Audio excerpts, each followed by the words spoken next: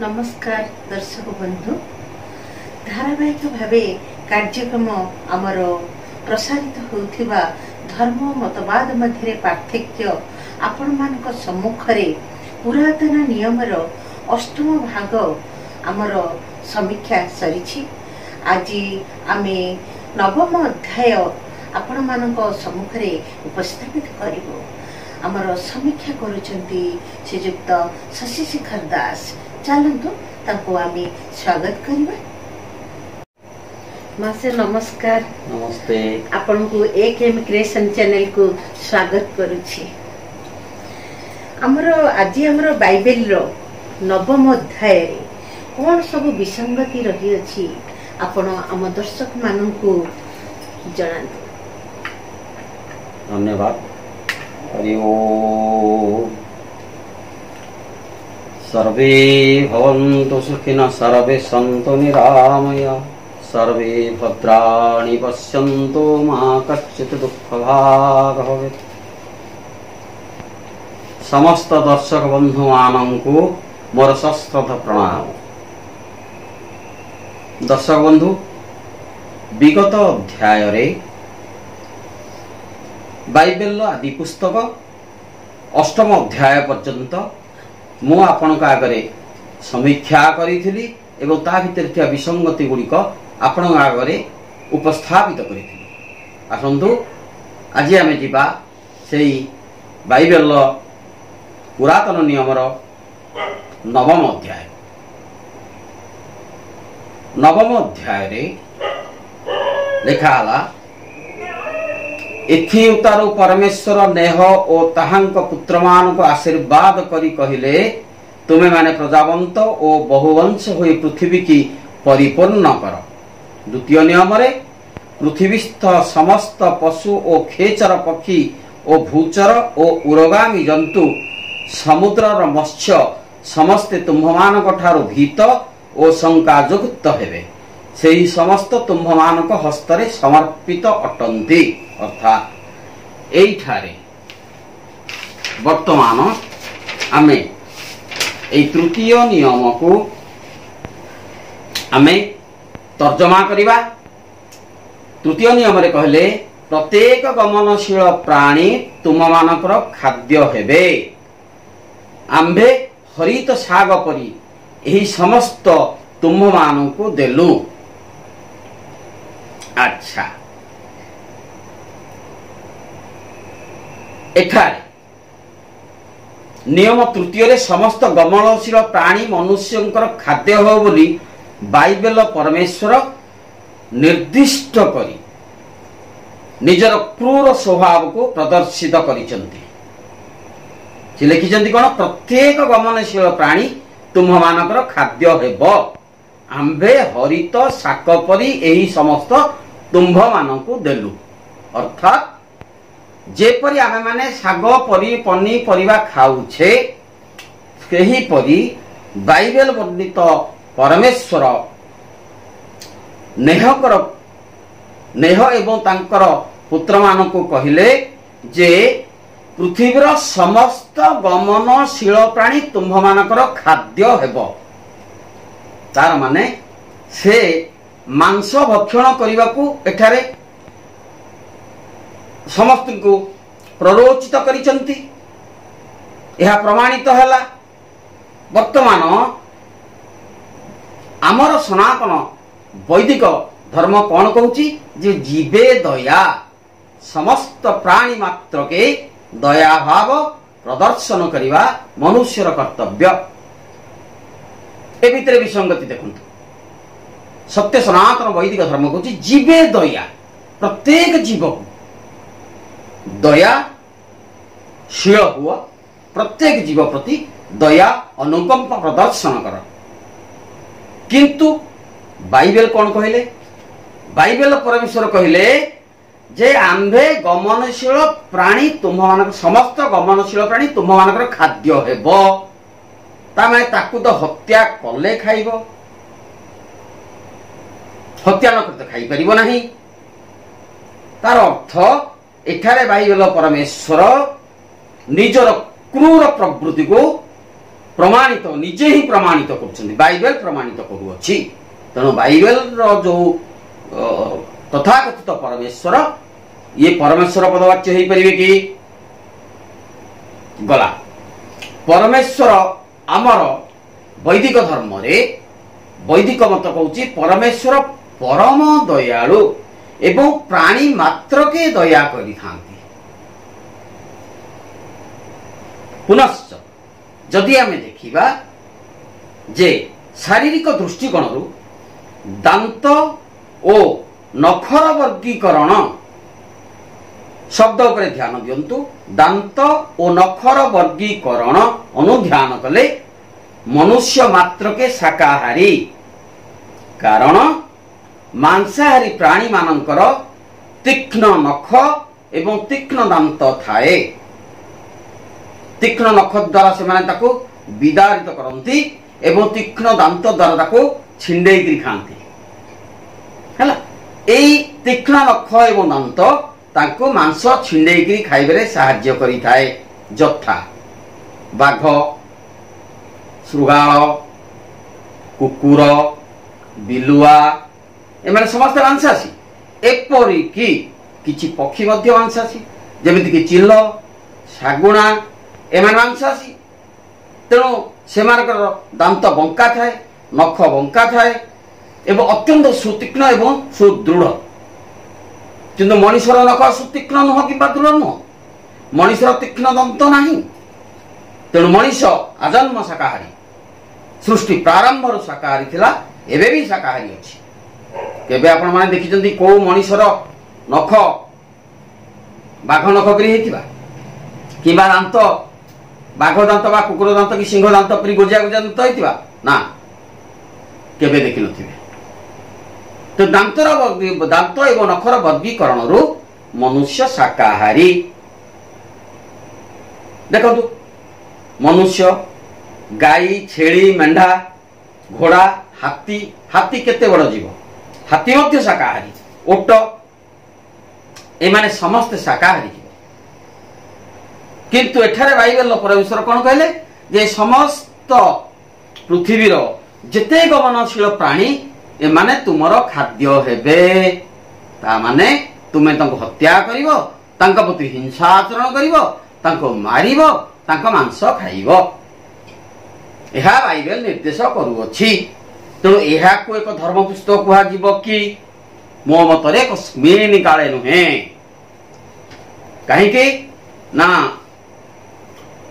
मनुष्य को परोक्ष जीव को हत्या करने बा जीव हिंसा करने को प्रवृत्ताई थिबारु सेई तथा कथित बाइबल परमेश्वर को परमेश्वर न कही बरं जने जल्लाद कहवा यथार्थ होब नहीं कि निश्चित रूपे से जने जल्लाद थिले, नचेत मनुष्य समाज को ए प्रकार कुशिक्षा केबे ही देई नथांते। वर्तमान आसंतु आंभे जीवा चतुर्थ रे कोन कहले, चतुर्थ नियम रे कहिले जे मात्र तुम्भे माने सप्राण अर्थात सरक्त मांस खाइब नाही।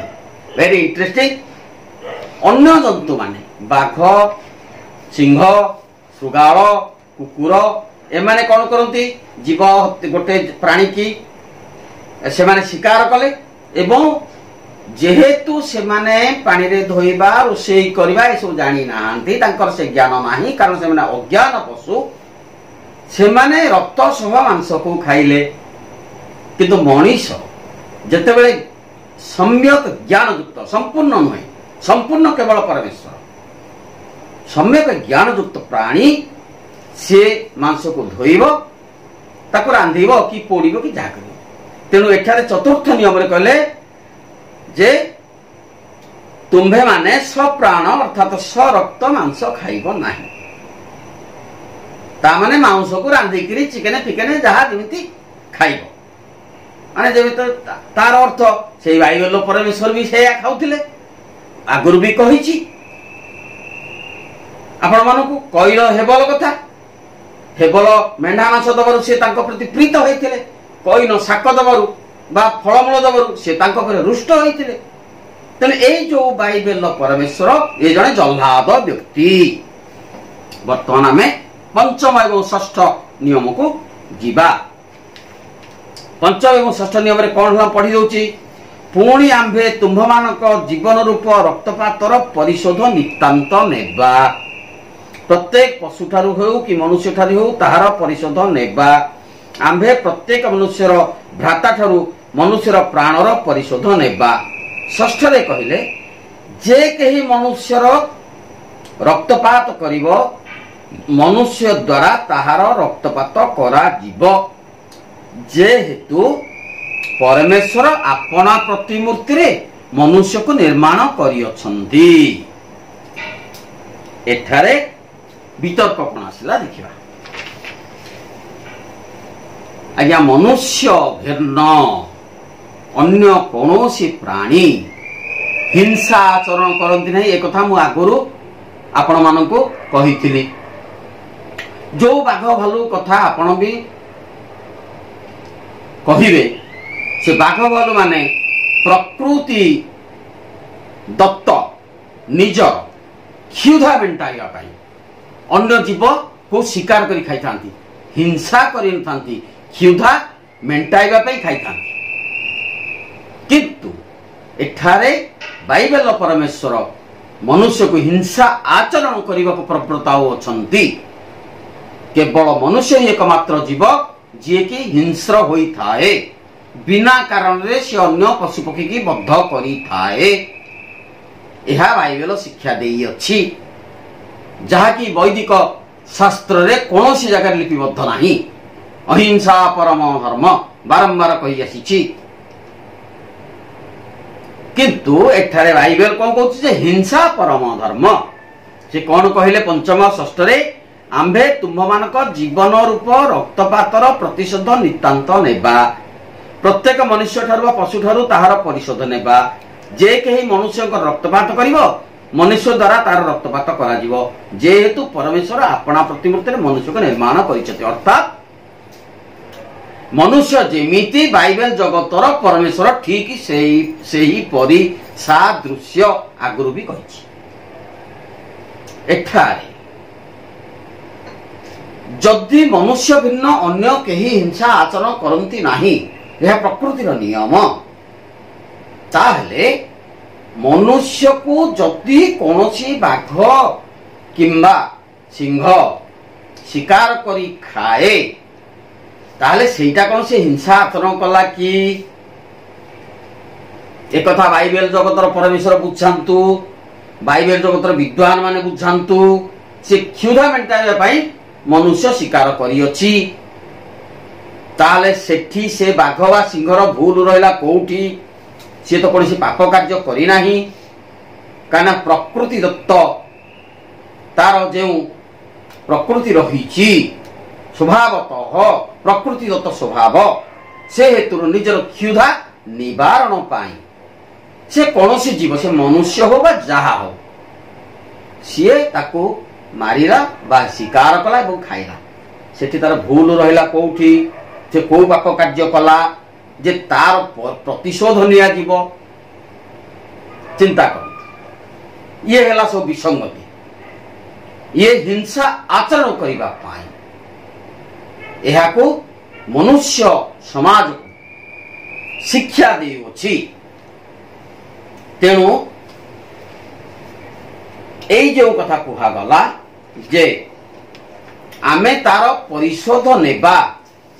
हाँ भाई जदि मनुष्य आउ गोटे मनुष्य प्रति हिंसा आचरण कला, से जगार रक्तर परिशोध निया जाई पारे, किंतु जीवनर प्रतिशोध जीवन एक कथा तो लिखा जाई नाही।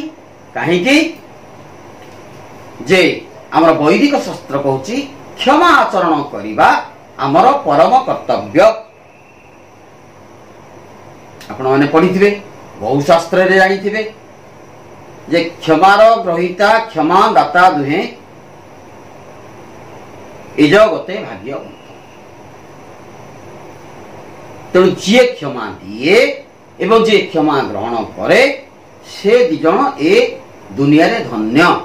ए कथा आमर वैदिक शास्त्र कहूची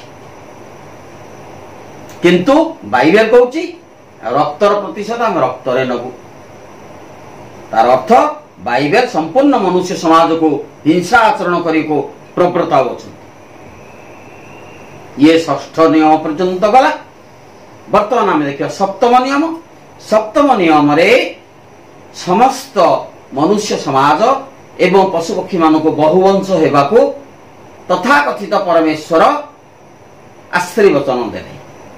अष्टम नवम दशम रे कौन हला जे अनंतर परमेश्वर नेह और तांकर संगी पुत्र मान को कहले देख तुम्ह मानक सहित तुम्ह मानक भविष्य वंश सहित और तुम्ह मानक संगी समस्त जीवजंतु सहित अर्थात जहाजरु बहिर्गत ग्राम्य और वन्य पशु पक्षी पृथ्वीस्थ समस्त प्राणी सहित आंभे आंभणा आपना नियम स्थिर करू अछु। चिंता करंतु दर्शक वृंद जेते बेले कईन हेबल को सी सृष्टि करथिले बा जेते बेले आदम को सृष्टि करथिले तांकर दुई पुओ कईन हेम होइथिले सेते बेले सी गोटे नियम करथिले तांकर वंश बढ़िला परे जेते बेले नेहंक पर्यंत मु आगुर वंशावली बुझेइथिली मात्र 1656 वर्ष सृष्टि उत्पत्तिर 1656 वर्ष जेते बेले हेला सेते बेले सेई परमेश्वर देखिले जे पृथ्वी भ्रष्ट होई अछि ताकू ही मु काउंटर करथिली जे पृथ्वी भ्रष्ट होला केमिति मनुष्य भ्रष्ट होई पारे मनुष्य भिन्न अन्य केही भ्रष्ट होई परिबे नाही काईकरा से माने प्राकृतिक नियम रे परिचालित से जहा हो सेते बेले गोटे नियम करिथिले तेणु मनुष्य से कहिथिले जे जन्मरु मंद बुद्धि हैला जदि मंद बुद्धि हैला से मनुष्य आदमटी से केमिति तैयारी करथिले एक कथा ही मु आपन बुझेइथिली तेणु 1656 वर्ष जेतेबेले हेइतिला पृथ्वी की से ध्वंस करथिले बा जल प्लावित करथिले अर्थात तांकर सेतेबेलर नियमटा भूल थिला। तेणु वर्तमान जल प्लावन सरिबा परे जहाजरु जेतेबेले नेह एवं तांको संगी मानको बाहर कले से आउ गोटे रिवाइज्ड रूल नूतन आउ गोटे नियम को कौन कले से लागू कले से नियम को खारज होगा। जदि सी परमेश्वर सर्वज्ञाता सर्वशक्तिमान सर्वबुद्धिमान सर्वद्रष्टा सर्वव्यापी ताहले तांकर नियमटा बार बार भूल होची केमिति से कांदुचंती काई यह प्रमाण करूछि जे ए पुस्तक रे जे तथा कथित परमेश्वर लिखाई से परमेश्वर नुहंती जो परमेश्वर नियमटा भूल हो जाए से परमेश्वर पदवाच्य हेबे केमिति तेणु एठारे से पुनश्च आउ गोटे नियम स्थिर कर चलतु देखा से नियम से कौन कले ए नियम आपण माने आगु देखे केते थर परिवर्तित होइछि। वर्तमान देखंतु से कौन कहले जे आंभे जहाजरु बहिर्गत ग्राम्य वन्य पशु और समस्त पशु प्रभृति पृथ्वीस्थ समस्त प्राणी सहित आंभे अपना नियम स्थिर करू अछु। 11 लिखले आंभे तुम्भ मानक सहित एही नियम स्थिर कलु समस्त प्राणी जलप्लावन द्वारा आउ उच्छिन्न हेबे नाही पुणी पृथ्वी की विनाश करिया पई आउ जलप्लावन हेबो नाही। तार अर्थ जेतेबेले से पृथ्वी की जल प्लावित करथिले 1656 वर्ष परे सेतेबेले तांको मनरे अवशोष जात हेइथिला काहे कि ना मनुष्य सिना तांको मतरे जन्मरु मंद बुद्धि थिला अन्य कोनोसी प्राणी तो जन्मरु मंद बुद्धि नथिले तो जल प्लावित होबार समस्त प्राणी विनष्ट हेले अवश्य मु एक कथा कहितली जलचर प्राणी माने जल प्लावित हेबे हेले नष्ट हेबे नाही जल मध्यस्थ ग्लूम आदि जो ग्लूम गुड़िक अच्छी दल इत्यादि से गुड़िक नष्ट हेबो नाही भूमि मध्यस्थ कृमि जातीय जीव माने केबे भी नष्ट हेबे नाही एक कथा मु मध्य कहिथिली ए गुडी को तादरे वितर्क थिला से जाहा हो सेते जेते बेले से देखले पृथ्वी जल प्लावित होई समस्त नष्ट होई गला सेते बेले मध्य से कांदिले जल प्लावन पूर्वरु कांदिले जल प्लावित पर मध्य कांदिले तार माने तांकर कोनोसी भविष्यत ज्ञान नथिला गोटे पागल परी जहा करी चाहुथिले कर दउथिले तापरे अनुशोचना आसुथिला निज मन रे शोक आसुथिला से चिंता करथिला अरे एटा कली एटा भूल हे गला सेटा कली सेटा भूल हैला जे एते भूल करूची ताको हमें परमेश्वर कहिबा कि आपण माने चिंता करो से पुनः आ गोटे नियम करूचंती जे आउ पृथ्वी के जल प्लावित करिबो नाही आउ समस्त प्राणी विनष्ट करिबो नाही आमे छोट पिला को जमिति कहूचे हे ए काम करिचु आउ सेंत करिबुनी कान धरि बस उठ से जो आगे मु ए काम करिनी बस उठौची तो ये परमेश्वर सेही बस उठ हवा कामटी करूचंती बारंबार ता माने से जने अज्ञान बुद्धि संपन्न व्यक्ति तांकर कोनोसी ज्ञान नथिला बा नाही अद्यावधि एहा निजे बाइबल स्वीकार करू अछि वर्तमान आमे जिबा बार पुनश्च परमेश्वर कहले आम्भे तुम्भ मानक सहित तुम्भ मानक संगी समस्त प्राणी वर्ग सहित पुरुषानुक्रमे अनंत काल जाए सेही नियम स्थिर कलु तहिर चिन्ह एही वेरी इंटरेस्टिंग कथा दर्शक बंधु तहिर चिन्ह एही ता माने हमर जेमति पोस्टल स्टाम्प लागछि ठापा गोटे ठापाटे सिए लगेइले माने सिए एई कथा कहिचंती बोली प्रमाण रखिबा पई गोटे चिन्ह रखिले से चिन्हटा कोन देखंतु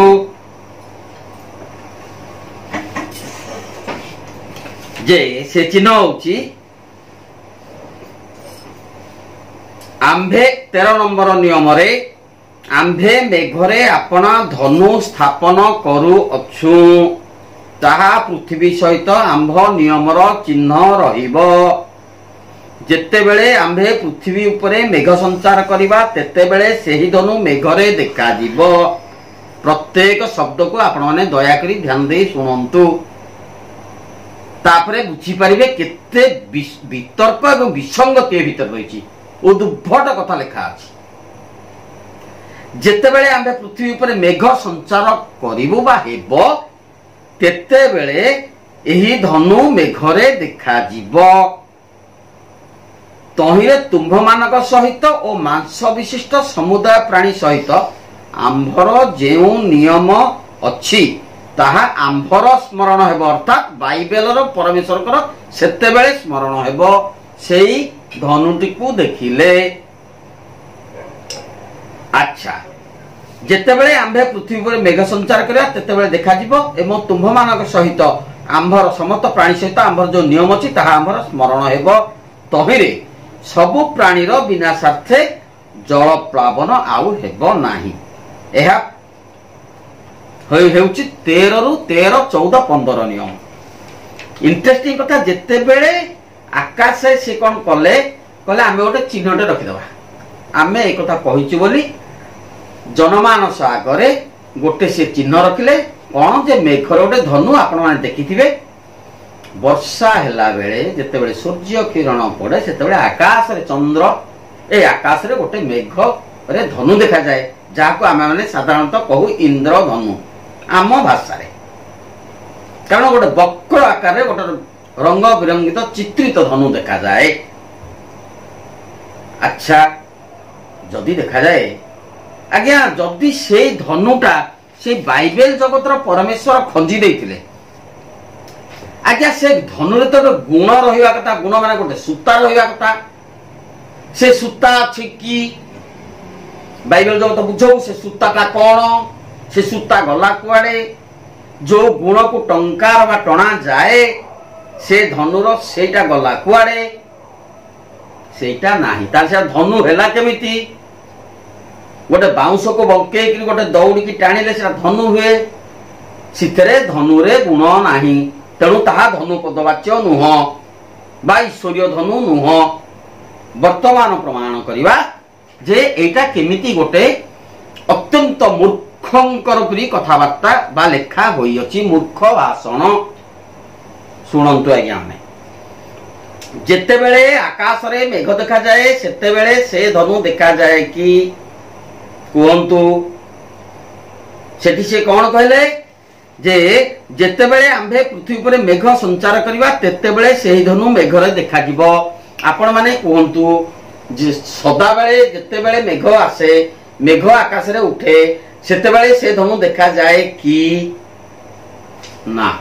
उत्तर आसीबो ना सदा बेले देखा जाए ताले से धनु जाए सेते बेले कुआडे सर्वादो ना।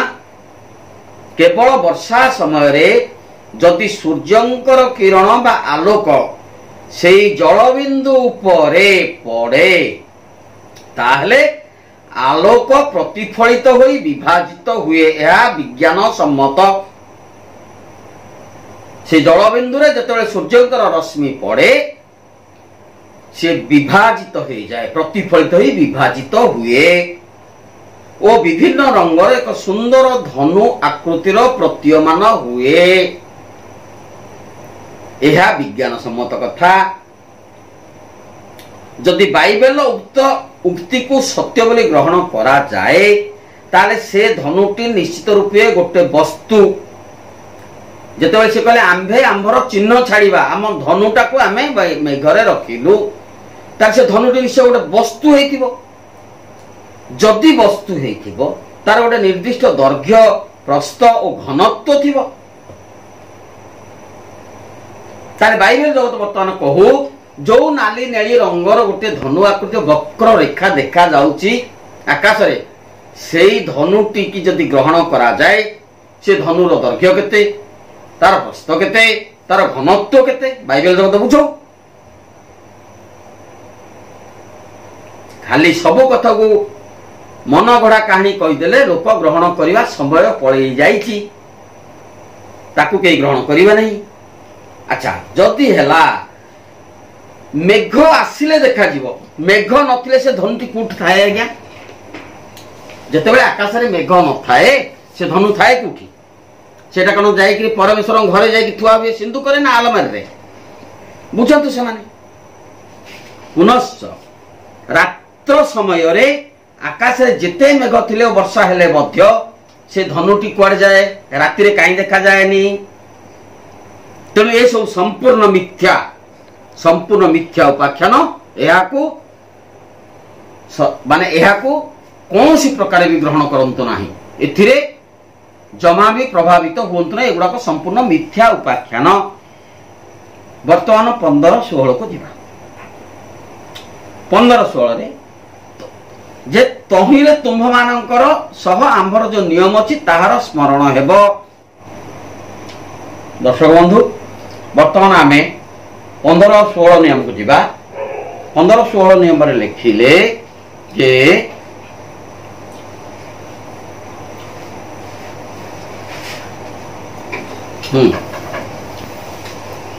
तहिरे तुम्भ मानक सह आंभर जो नियम अछि ताहार स्मरण हेबो।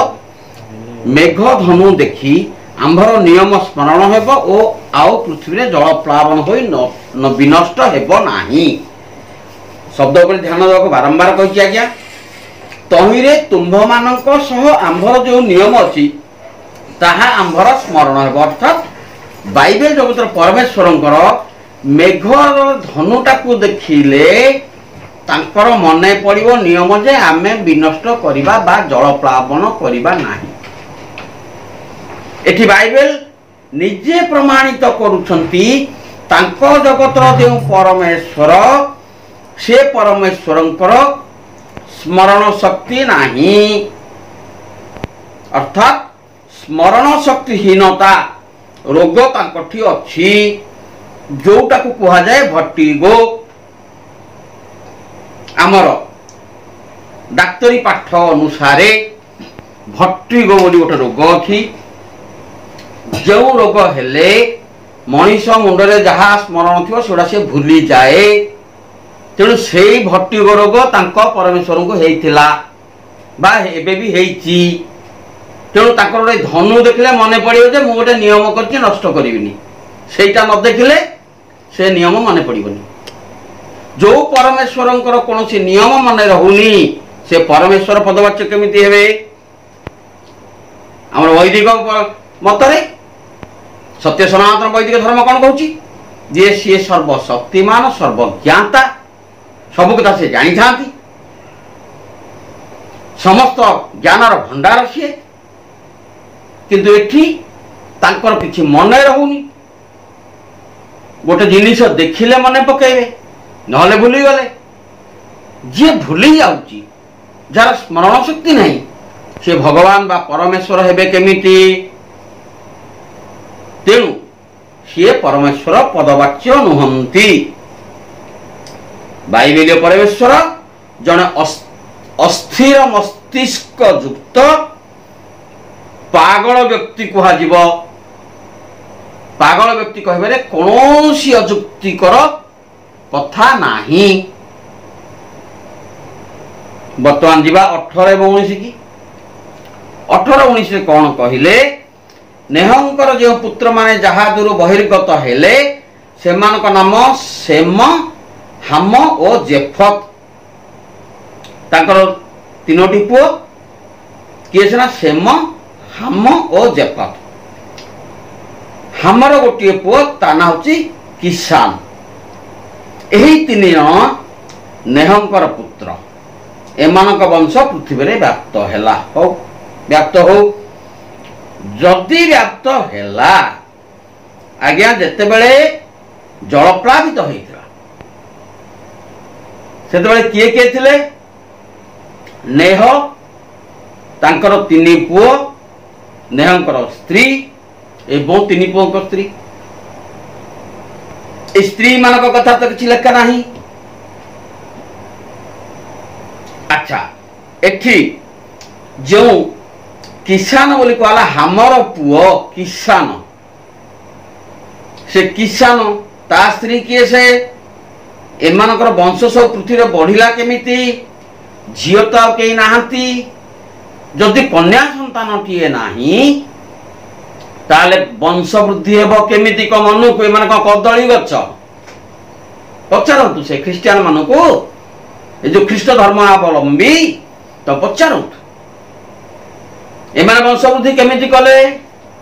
ये कौन जिया खंड खंड हो जिवे ना ये कदली गछ? एगुड़ा संपूर्ण पागल प्रलाप न होता कौन? ठीक अच्छी आपन शुणी चलतु मु बुझे चलुची। वर्तमान आम जा 20-21 की 20 कौन ला? एथि उतारू नेह कृषि कर्म रे प्रवृत्त होई द्राक्षा क्षेत्र कले। 21 लिखले तहिरे से द्राक्षा रस पान करी मत्त होई तंबू मध्य विवस्त्र होई पड़िले। अर्थात विवस्त्र निशाग्रस्त होई सोई पड़िले। आज्ञा या पूर्व कहुई से परमेश्वर तथा कथित परमेश्वर कहते जे आंभ दृष्टि रे ये समग्र समाज व पृथ्वी रे तुम्भे होच साधु लोक। सप्तम पर्वर प्रथम नियम रे सदा प्रभु नेहंकु से समयर सबुठारु पवित्र बा धार्मिक बोली कहिथिले किंतु एठारे सेही नेह द्राक्षा क्षेत्र करी द्राक्षा रस अर्थात मद्यपान करी बेहोश हो गले। माने मद पी पी कि सी संज्ञाहीन अवस्था को चली गले एवं एपरी संज्ञाहीन हेले जे जो तंबुटी टाणी से घर करते से भितर से उलग्न हो माने शोइले जे तांको देहरे लुगापटा रहिलानी। ये होचंदी साधुंकर गुण। बाइबल जगतर साधुंकर गुण एटा मद पीकरी उलग्न होकरी शोइबा पड़ी रहियो शोइबा तो न पड़ीबा। ये होची साधुंकर गुण। आपण विचार करंतु नेह साधु थिले ना असाधु थिले? मद्यपान कौन धार्मिक साधु लोकंकर गुण कि? तेणु यह प्रमाणित करुछि जे সেই ନେହ ତଥା କଥିତ ଭାଇବେଲ ପରମେଶ୍ୱର ଯାହାକୁ ଧାର୍ମିକ ଏବଂ ସାଧୁ ବୋଲି କହିଥିଲେ ସେ ଜଣେ ପରମ ମଦ୍ୟପ। କୌଣସି ମଦ୍ୟପ ବ୍ୟକ୍ତି ସାଧୁ ବ୍ୟକ୍ତି ହେଇପାରିବ ନାହିଁ। ତେଣୁ ସେ ଯଦି ସାଧୁ ହେଇଥାନ୍ତେ ମଦ୍ୟପାନ କରିନଥାନ୍ତେ। ତେଣୁ ବର୍ତ୍ତମାନ ସେ ବୁଝନ୍ତୁ ଜଣେ ସାଧୁ କେମିତି ମଦ୍ୟପାନ କରି ପଡ଼ିଲେ ଏବଂ ଏତେ ମଦ୍ୟପାନ କଲେ ଯେ ଉଲଗ୍ନ ହେଇକି ପଡ଼ିଛନ୍ତି। ଯିବା 22-23 କି 22ରେ କଣ କହିଲେ? ନିୟମ 22ରେ କହିଲେ ଏହିପରି ସମୟରେ କିସାନର ପିତା, ଆଗରୁ କହିଛି ହାମର ପୁଅ କିସାନ, ତେଣୁ କିସାନର ପିତା ହାମ ଆପଣା ପିତାଙ୍କର ଉଲଙ୍ଗତା ଦେଖି ବାହାରେ ଆପଣା ଦୁଇ ଭାଇଙ୍କୁ ସମାଚାର ଦେଲା। କାହିଁକିନା ସେ ତମ୍ବୁ ଭିତରେ ଉଲଗ୍ନ ହେଇକି ପଡ଼ିଥିଲେ। 23 ରାତିରେ ତେତେବେଳେ ସେମ ଓ ଜେଫତ ସ୍କନ୍ଧରେ ବସ୍ତ୍ର ଘେନି ପଶ୍ଚାତ ଗତି କରି ଆପଣା ପିତାଙ୍କର ଉଲଙ୍ଗତା ଆଚ୍ଛାଦନ କଲେ। ବୁଝିପାରିଲେ? ସେମାନେ ପଛ ଆଡ଼କୁ ମୁଖ କରି ଯିବାରୁ ପିତାଙ୍କର ଉଲଙ୍ଗତା ଦେଖିଲେ ନାହିଁ। Very interesting. ଯେତେବେଳେ ସେଇ ନେହ ମଦ ପିଇକିରି ଉଲଗ୍ନ ଅବସ୍ଥାରେ ପଡ଼ିଥିଲେ ତମ୍ବୁରେ, ତାଙ୍କର ଗୋଟିଏ ପୁଅ ଯିଏ କହୁଛି ହାମ, ସିଏ ଦେଖିଲା ଯେ ତାଙ୍କ ବାପା ଉଲଗ୍ନ ହେଇକିରି ପଡ଼ିଛନ୍ତି ମଦ ପିଇକିରି। ସେଇ କଥାଟା ସିଏ ତା ବାହାରେ ତମ୍ବୁ ବାହାରେ ଥିବା ଆଉ ଦି ଭାଇକି କହିଲା। ତେଣୁ ଅନ୍ୟ ଦି ଭାଇ ସାମ ଏବଂ ଜେଫତ ଇଏ କଣ କଲେ, କାନ୍ଧରେ ଗୋଟିଏ ଲୁଗା ନେଲେ, ପଛେଇ ପଛେଇ ଗଲେ ତାଙ୍କ ବାପାଙ୍କ ଉପରେ ସେଠି ଘୋଡେଇ ଦେଲେ। এইটা হলা ইয়ার অর্থ। তারপরে কোন হলা এথি উত্তারু 24 নিয়মরে এথি উত্তারু নেহ দ্রাক্ষা রসর নিদ্রারু জাগ্রত হই আপনা প্রতি কনিষ্ঠ পুত্র র আচরণ জ্ঞাত হেলে। 25 লেখলে পুଣି ସେ କହିଲେ କିସାନ ସାପଗ୍ରସ୍ତ ହେଲା। ଦେଖନ୍ତୁ ଆଜ୍ଞା, କିସାନ ସାପଗ୍ରସ୍ତ ହେଲା। ଆଜ୍ଞା କିସାନ ଆସିଲା କୋଉଠି ଏଠି? ତାଙ୍କର ତ ତିନି ପୁଅ, ସେମ ହାମ ଜେଫତ। କିସାନର ବାପା ହାମ ଦେଖିଲା ଯେ ତା ବାପା ନେହ ମଦ ପିଇକିରି ଉଲଗ୍ନ ହେଇକି ପଡିଛି। ସିଏ ତାର ଦି ଭାଇ ଜେଫତ ଆଉ ସେମକୁ କହିଲା। ସେମାନେ ପଛେଇ ପଛେଇକି ଲୁଗାଟିଏ ଘୋଡେଇ ଦେଲେ। ତାହେଲେ କିସାନର ଭୁଲ କଣ ହେଲା? ମାନେ ନେହଙ୍କର ନାତି, ତାର ଭୁଲ କୋଉଠି ରହିଲା? ସେ ସାପଗ୍ରସ୍ତ କାହିଁକି ହେଲା? ବୁଝାନ୍ତୁ, ବାଇବେଲ ଜଗତର ବିଦ୍ୱାନ ମାନେ ଆସନ୍ତୁ ବୁଝେଇବେ ଏ କଥାଟା।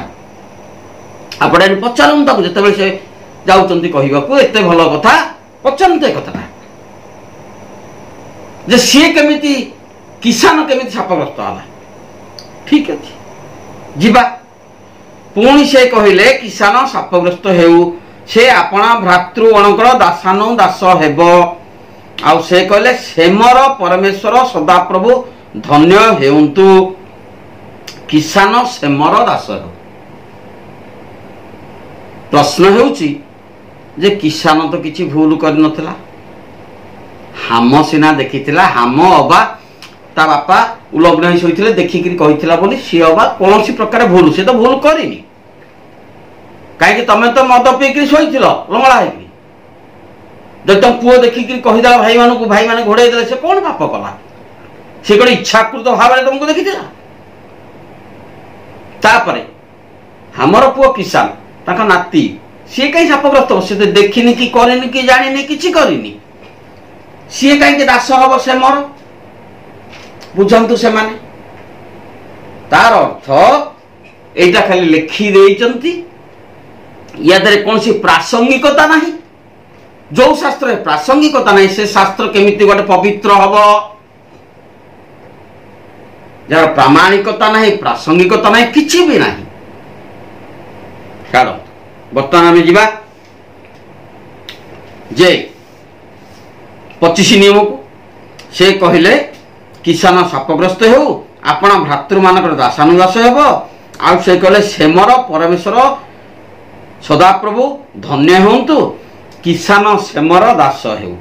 27ରେ କହିଲେ परमेश्वर जेफत को वर्धिष्णु करंतु हेला करंतु पुणी से सेमर तंबुरे वास करू अर्थात से माने तंबुरे रहिबे एवं तांको नाती किसान जी के कोनसी पाप कार्य बा भूल काम करि नै तांकर दास हबो। बर्तमान 28 नियम जल प्लावन उतारे नेह आउ 350 वर्ष बंची रहिले पुणी नेहंकर बयस सर्वशुद्धा 950 वर्ष थिला तहु से मल्ले। आगुरु एमानकर बयस मु आपनक आगरे पुंखानुपुंख भाव में कही तेणु वर्तमान नेहंकर अध्याय एहिठारे सरिला। नवम अध्याय रे नेह मरिया पर्यंत गला। एथिरे थिबा समस्त वितर्क मु आपनक मानक आगरे पुंखानुपुंख भाव में तर्जमा कली एवं उपस्थापित कली। वर्तमान आपण मान विचार करंतु ए पुस्तक को कौन कुहा जीव पवित्र ना पवित्र। जो धर्म हिंसा शिखौची जो धर्म मांसाहार शिखौची जो धर्म कहूचे पृथ्वीर समस्त मनुष्य समस्त प्राणी मान हत्या करी खाई पारिबो से पुस्तक को आपण माने धार्मिक पुस्तक कहिबे ना एक हिंसा उद्रेककारी पुस्तक कहिबे यह आपण मानक विचार पे छाड़ी देली। आपण मो एकेएम क्रिएशन चैनल रे नवम अध्यायर समीक्षा अति सुंदर भाव आम दर्शक मानक पाखरे उपस्थापन करिले सेथि भाई आपण को अनेक अनेक धन्यवाद कारण आपण को अति मूल्यवान समय आम चैनल रे देउथवारु बहुत बहुत धन्यवाद। नमस्कार। नमस्ते दर्शक बंधु आपण वर्तमान नवम अध्यायर समीक्षा सुनिले आउ निश्चित भाव आपण वितर्कित आलोचना गुड़िक शुणिला परे बहुल परिमाण में शेयर करिवे और लाइक शेयर करने को भूलिबे नहीं। आमर श्रीजुक्त शशिशेखर दास अति सुंदर भाव आपण मानक पाखरे उपस्थापन करुछथि। आज पई एतिकी पुणी आरथर को आपण मानक सहित देखा हबो एक नुआ अध्याय। नमस्कार। जय जगन्नाथ।